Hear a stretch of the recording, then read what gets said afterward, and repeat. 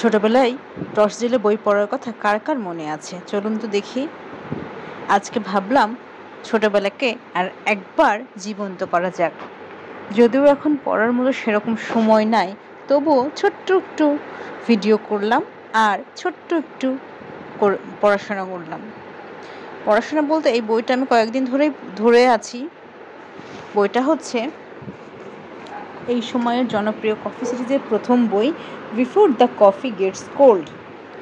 তো এই বইটার প্রথম 2-1 পৃষ্ঠা পড়া হয়েছে এবং বাকি পৃষ্ঠাগুলো পড়ার জন্য আমি সময় বের করতে পারছি না, যে কারণে আমি ভাবলাম যে শুতে একটু পড়ি বইটা। আমার যে রিডিং ল্যাম্পটা আছে আমি সেটা আমার বিছানার পাশে নিয়ে এসে রেখেছিলাম, কিন্তু দুর্ভাগ্যক্রমে কারেন্ট চলে গেছে এবং আমার ল্যাম্পের চার্জও শেষ হয়ে গেছে। তো কি করা যায়? দেখলাম টর্চ শেষ সম্বল। যদিও টর্চের চার্জও শেষ, কারণ এটা অনেক দিন চার্জ দেওয়া হয়নি। যাই হোক, টর্চের চার্জও শেষ।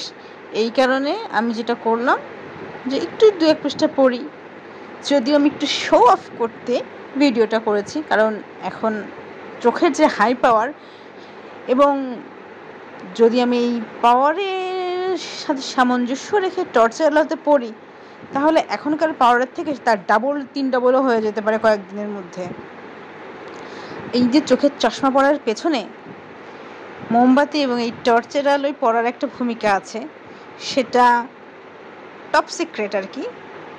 আর যাই হোক, ছোটোবেলায় যখন আমি বেশ দেখা গেছে যে আমরা রাত্রেবেলা তখন কারেন্ট থাকতো না, হারিকেন কিংবা টর্চের আলোয় যেমন পড়াশোনা করেছে, তেমনি রাত জেগে গল্পের বই পড়তেও ভালো লাগতো। এমন না যে প্রতিদিন আমি নতুন নতুন বই পেতাম, কারণ যে সময়টার কথা আমি বলছি সে সময় আমরা শিবচরে ছিলাম। সেখানে যেটুকু বই আমি পড়তে পেরেছি সেটুকু তো পেরেছি, কিন্তু নিত্য নতুন বইয়ের সংগ্রহ ওইখানে বেশ কম ছিল, যার কারণে আমার সংগ্রহে থাকা সামান্য কিছু বই আমরা বারবার পড়তে ভালো লাগতো। প্রত্যেকবার যখন পড়তাম নতুন নতুন বলে মনে হতো।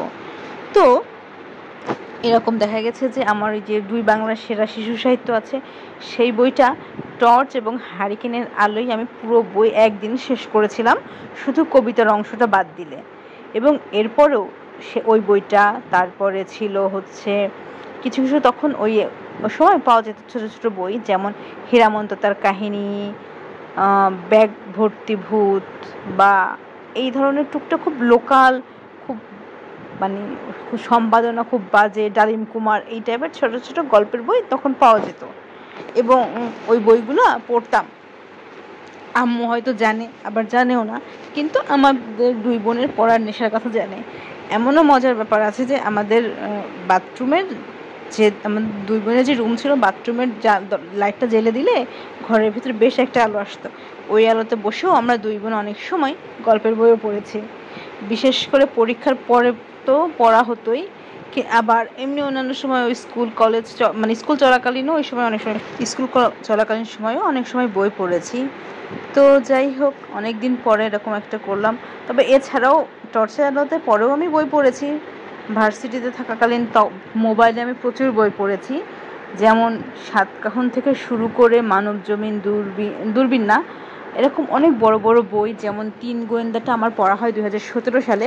তো ওই টাইমটাতে আমি পুরো 3 গোয়েন্দার বেশ সব কিছু বই আমি মোবাইলে পড়েছি। হ্যারি পটার সিরিজ থেকে শুরু করে এত পরিমাণ বই আমি মোবাইলে 2014 থেকে প্রায় 18-19 সাল পর্যন্ত এত বেশি পড়া হয়েছিল। ওই সময়টাই মোবাইলে বই আমি ফ্রিক হয়ে গিয়েছিলাম আর কি। তো যাই হোক, অনেক দিন পর এইরকমভাবে একটু বই পড়লাম, বেশি না, 2-1 লাইন পড়েছি, তারপরও বেশ ভালোই লাগলো। একটু মনে করলাম যে না, এরকম স্মৃতি হয়তো সবারই আছে।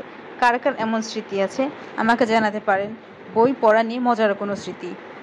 সবাইকে সালাম জানিয়ে আমার এই বোকাশোকা ভিডিও এখানেই শেষ করছি। ধন্যবাদ।